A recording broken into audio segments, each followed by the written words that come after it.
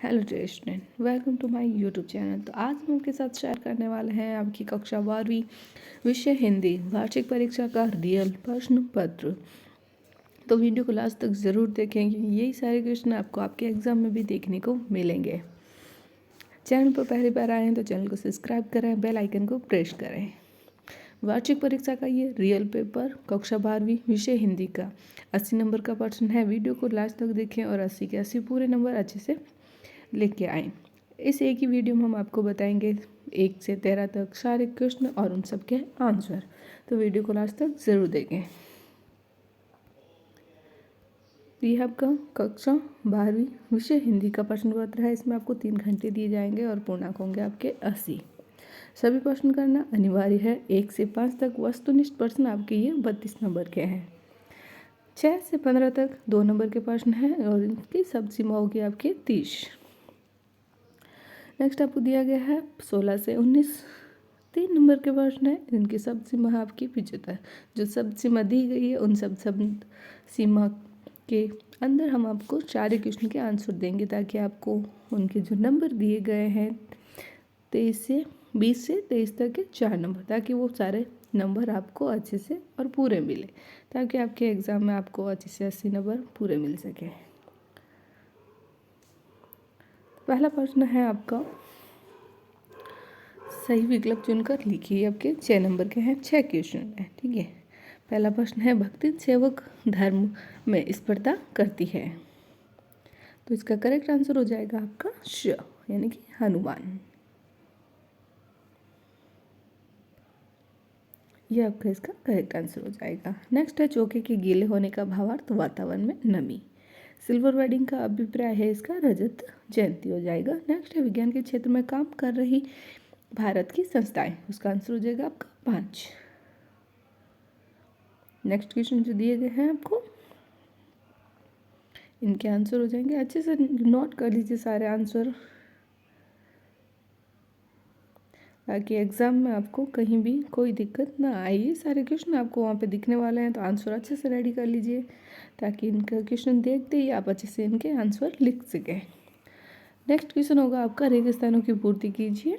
तो शीशम का पेड़ अपना रस वायुमंडल से खींचता है। तो ये उसका आंसर हो जाएगा। नेक्स्ट है, बुगलों के पंख रचनाकार उमाशंकर जोशी हैं। नेक्स्ट क्वेश्चन है, उनके आंसर आपको दिख रहे होंगे, आपके टिक किए गए हैं, तो अच्छे से नोट कर लीजिए। तो तीसरा है, कीटुकरण को भी अनकोडिंग कहते हैं। नेक्स्ट है, आनंदा की पाठशाला 11 बजे लगती है। नेक्स्ट होगा, अच्छे विद्यार्थी परिश्रमी होते हैं, ये साधारण वाक्य है। नेक्स्ट है, गद्य पद मिश्रित काव्य चंपू काव्य कहलाता है। और आधुनिक भारत के जनक भारतेंदु हरिश्चंद्र। नेक्स्ट क्वेश्चन जो आपको देखने को मिलेगा वो होगा आपका, सही जोड़ियों का मिलान कीजिए। ये आपका पूरा पेपर है, देख लीजिए 1 से 23 तक क्वेश्चन इसमें आपको बताए गए हैं पूरे, और इन 23 क्वेश्चन के आंसर हम आपको इसी वीडियो में बताएंगे, ठीक है। ये पूरा पेपर है आपका। तो सही जोड़ियों का मिलान करना है। स्क्रीन पर आप देख सकते हैं सारे आंसर आपको क्लियर कर दिए गए हैं। तो इस तरह से आंसर आपको बताने हैं, तो आपको इसके 6 नंबर पूरे मिल जाएंगे। नेक्स्ट क्वेश्चन है आपका, निम्न प्रश्नों के उत्तर एक वाक्य में दीजिए। एक वाक्य में आंसर देने हैं आपको, और ये आपका 7 नंबर का है। तो इसका पहला प्रश्न है आपका, राजभाषा से आप क्या समझते हैं। तो चलिए देखते हैं इसका आंसर। ये रहा इसका आंसर, राजभाषा से आप क्या समझते हैं। तो इतना अगर आंसर आप लिख देते हैं तो आपको एग्जाम में आपके इस क्वेश्चन के नंबर पूरे मिल जाएंगे। तो किसी प्रदेश की राज्य सरकार के द्वारा उस राज्य के अंतर्गत प्रशासनिक कार्यों को संपन्न करने के लिए जिस भाषा का प्रयोग किया जाता है उसे राजभाषा कहते हैं। तो ये हो जाएगा उसका आंसर। यही देख लेते हैं इन सब के आंसर। नेक्स्ट क्वेश्चन है आपका, कविता का पहला उपकरण क्या है। तो कविता का पहला उपकरण लेखन को माना जाता है, क्योंकि किसी भी कविता को सबसे पहले जब आप किसी के सामने प्रस्तुत करोगे तो उस वक्त उसकी लिखित अवस्था होनी अहम है, और शायद इसीलिए उसे कविता का पहला उपकरण माना जाता है। नेक्स्ट है आपका, यशोदा बाबू ने मैट्रिक की परीक्षा किस स्कूल से पास की थी। तो उसका आंसर हो जाएगा आपका, ये उसका करेक्ट आंसर हो जाएगा। ईश्वर बाबू ने मैट्रिक की परीक्षा अल्मोड़ा के रमजे स्कूल से पास की थी। नेक्स्ट है, मैं पढ़ लिख कर वकील बनूंगा, अछूतों के लिए कानून बनाऊंगा और छुआछूत को ख़त्म करूंगा। कथन किसका है? तो मैं पढ़ लिख कर वकील बनूंगा, अछूतों के लिए कानून बनाऊंगा, छुआछूत को ख़त्म करूंगा, ये कथन बाबा साहब भीमराव अम्बेडकर के हैं और उन्होंने ये कथन को पूर्ण रूप से सत्य किया है। वो पढ़ लिख कर बहुत अच्छे वकील बने और उन्होंने भारत के संविधान का निर्माण किया। सारे आंसर बहुत ही क्लियर और अच्छे से समझा रही हूँ मैं आपको। इन सारे क्वेश्चन आंसर अच्छे से नोट करें और अपने हिंदी का एग्ज़ाम में 80 से 80 नंबर लेके आएँ। नेक्स्ट है, कविता पंख लगाकर कहाँ कहाँ उड़ सकती है? तो कविता पंख लगाकर मानव के आंतरिक व बाहरी रूप में उड़ान भरती है। वह एक घर से दूसरे घर तक उड़ सकती है। चिड़िया की उड़ान एक सीमा तक होती है, परंतु कविता की उड़ान व्यापक होती है। चिड़िया की उड़ान को नहीं जान सकती। नेक्स्ट है, महाकाव्यों में किन रसों की प्रधानता होती है? तो महाकाव्यों में श्रृंगार, वीर और शांत रसों की प्रधानता होती है। ठीक है, चलिए चलते हैं हमारे पेपर की तरफ। और ये है उसका 5वां प्रश्न। 5वां प्रश्न सत्य असत्य का है और ये है आपके 6 नंबर का है। तो ये हो जाएगा आपका सत्य और असत्य में। तो क्रिया की विशेषता बताने वाले शब्द क्रिया विशेषण, ये आपका सत्य हो जाएगा। सेकंड इसका असत्य, थर्ड इसका सत्य है, फोर्थ असत्य। ठीक है, तो इस तरह से आपको सत्य और असत्य बताते हुए इन सारे क्वेश्चनों को 6 क्वेश्चन दिए गए, इनके आंसर आपको बताना है। नेक्स्ट क्वेश्चन है आपका, भक्तिन अपना वास्तविक नाम लोगों से क्यों छुपाती है? अथवा आप लिख सकते हैं पर्चिंग पाव से क्या अभिप्राय है? यहाँ आपको ऑप्शन दिए जा रहे हैं, हम दोनों में से किसी एक क्वेश्चन को कर सकते हो और ये आपके 2 नंबर का है। चलिए देखते हैं इसका आंसर। तो ये रहा इसका आंसर। भक्तिन का वास्तविक नाम लक्ष्मी था। हिंदुओं के अनुसार लक्ष्मी धन की देवी। चूंकि भक्तिन गरीब थी, उसके वास्तविक नाम के अर्थ और उसके जीवन के यथार्थ में विरोधाभास होने के कारण निर्धन भक्तिन सबको अपना असली नाम लक्ष्मी बताकर उपहास का पात्र नहीं बनना चाहती, इसलिए वह अपना असली नाम छुपाती है। तो ये हो जाएगा उसका आंसर। नेक्स्ट आपको दिया गया है प्रश्न संख्या 6,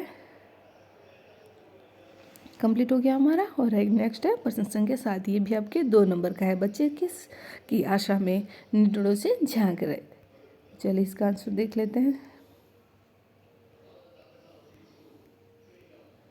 तो ये रहा आपका प्रश्न संख्या 7 का आंसर। बच्चे इस बात की आशा में निडों यानी कि घोंसलों घरों से झांक रहे होंगे कि उनके माँ बाप लौटकर घर आ रहे होंगे। वे सारे दिन अकेले रहकर तंग आ गए होंगे, अतः वे अपने माता पिता से मिलने की उत्सुक होंगे, इसलिए वे निडरों यानी कि घोंसलों या घरों से झांक कर उनके आने की प्रतीक्षा कर रहे होंगे।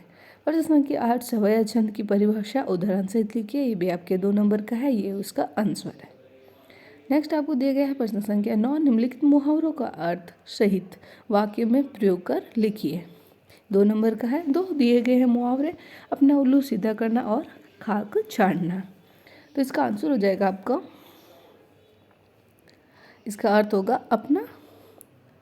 अपना उल्लू सीधा करने का अर्थ है अपना हित साधना, अपना काम निकालना। वाक्य में प्रयोग हो जाएगा इसका, अपना उल्लू सीधा करने के लिए लोग अपने मित्रों को भी धोखा दे नहीं चूकते। 2 वाक्य में प्रयोग दिए गए, आपको इजीली जो भी याद हो वो आप लिख सकते हो। सेकेंड है वाक्य प्रयोग है सेकेंड, आजकल के नेता अपना उल्लू सीधा करने के लिए लोगों को भड़काते हैं। जो नेक्स्ट दिया हुआ है काक छांकना, इस मुहावरे का ये अर्थ है। आप स्क्रीनशॉट लें या इसे अच्छे से जो वीडियो को रोक के भी इसका आंसर आप लिख सकते हैं। तो ये हमारा 9 और ये प्रश्न संख्या 10, ये भी आपके 2 नंबर का है। कहानी व उपन्यास में कोई 2 अंतर लिखिए, अन्यथा आप लिख सकते हैं नाटक एवं एकांकी में कोई 2 अंतर। तो हम आपको 10वीं का फर्स्ट वाला जो क्वेश्चन है कहानी और उपन्यास, उसका आंसर हम आपको बता रहे हैं। ये रहा आपके सामने। कहानी में जीवन की संपूर्णता संभव नहीं है। उसमें जीवन जगत के किसी एक अंश का केवल उद्घाटन उद्घाटन मात्र होता है, पर उपन्यास में मानव जीवन की संपूर्णता को समेटने की क्षमता विद्यमान होती है। 2 पॉइंट लिखने हैं। तो दूसरा है कहानी के सीमित पात्र होते हैं। कहानी में चरित्र का उद्घाटन तो किया जा सकता है, लेकिन उपन्यास के समान चरित्र का विकास संभव नहीं होता। ये था हमारा प्रश्न संख्या 10। नेक्स्ट आपको दिया गया प्रश्न संख्या 11 का आंसर है संचारी भाव किसे कहते हैं। किन्हीं 4 संचारी भावों के नाम लिखिए। तो ये उसका आपका आंसर हो जाएगा। स्थायी भाव को पुष्ट करने के लिए जो भाव उत्पन्न होकर पुनः लुप्त हो जाते हैं उन्हें संचारी भाव कहते हैं। प्रश्न संख्या 12 है झूठ कहानी के आधार पर बताइए कि लेखक की माँ ने पाठशाला जाने में क्या सहायता की। 2 नंबर का है अथवा में दिया हुआ है। हम आपको फर्स्ट वाले का आंसर बता रहे हैं। लेखक के पिता उसे पढ़ाना नहीं चाहता था, जबकि लेखक की माँ पिता के रवैये से सहमत न थी। उन्हें दत्ताव जी के राव की सहायता से यह कार्य करवाया। लेखक पाठशाला जाना शुरू कर देता है। वहाँ दूसरे लड़कों से उसकी दोस्ती होती है। नेक्स्ट हमारा प्रश्न संख्या 13। इसका क्वेश्चन बता देते हैं आपको।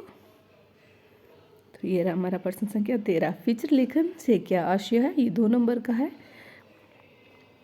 तो इसका आंसर हो जाएगा आपका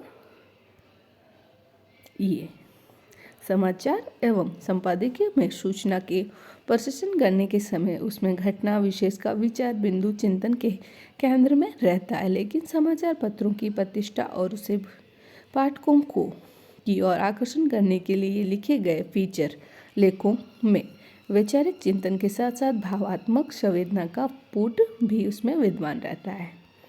प्रश्न संख्या 14। उपसर्ग और प्रत्यय में अंतर लिखना है। तो ये उसका आंसर है। आप चाहें तो वीडियो रोक के इसे नोट कर सकते हैं या इसका स्क्रीनशॉट लेके भी इसे अच्छे से तैयार कर सकते हैं। अच्छे से तैयार कर लीजिए ताकि आपको एग्ज़ाम में कुछ सोचना ना पड़े। आपको बस इतना लिख देना है वहाँ पे और आपको इस क्वेश्चन के आपके नंबर पूरे मिल जाएंगे। नेक्स्ट है हमारा प्रश्न संख्या 15। छायावादी प्रवृत्ति और छायावादी 2 कवियों के नाम लिखने हैं। तो ये उसका आंसर है। ये छायावादी प्रवृत्ति और कवियों के नाम आपको 4 बता दिए गए। इजीली जो भी 2 याद हो आप याद कर लीजिए ताकि एग्जाम में अच्छे से लिख पाए। नेक्स्ट आपको दिया गया है प्रश्न संख्या 16 और ये उसका आंसर है। अच्छे से नोट कर लीजिए, इसका स्क्रीनशॉट ले सकते हैं आप लोग। नेक्स्ट है प्रश्न संख्या 17 का आंसर है ये आपका रघुवीर सहाय। उनकी 2 रचनाएं आपको लिखनी है, काव्य कृत्य, और उनकी जो भाव पक्ष आपको लिखना है उसमें कला पक्ष। ये उसका आंसर हो जाएगा आपका। वे पत्रकार पेशे से पत्रकार थे। प्रारंभ में उन्होंने प्रतीक में सहायक संपादन के रूप में काम किया। फिर वे आकाशवाणी के समाचार विभाग में रहे। कुछ समय तक वे कल्पना के संपादक से भी जुड़े रहे और कई वर्षों तक उन्होंने दिनमान का संपादन भी किया। प्रश्न संख्या 18 जिसमें आपको आधुनिक भारत पर अनुच्छेद लिखना है। ये उसका आपका आंसर है।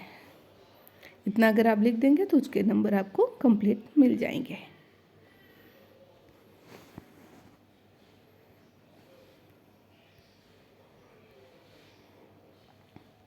तो ये था हमारा आधुनिक भारत इस शीर्षक पर आपको एक अनुच्छेद लिखना था जो कि आपके 3 नंबर का है।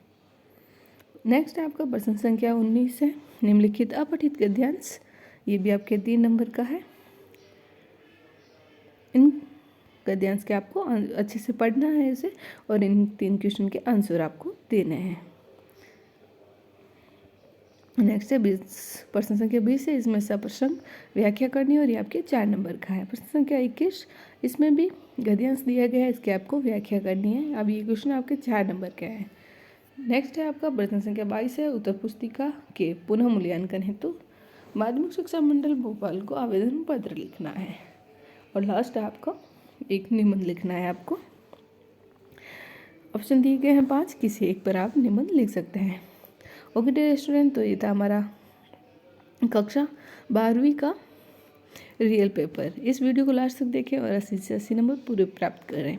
तो वीडियो अच्छा लगा तो लाइक करें, दोस्तों के साथ शेयर करें, चैनल को सब्सक्राइब करें। Thank you for watching. और इस तरह के पेपर देखने के लिए जुड़े रहिए हमारे यूट्यूब चैनल से।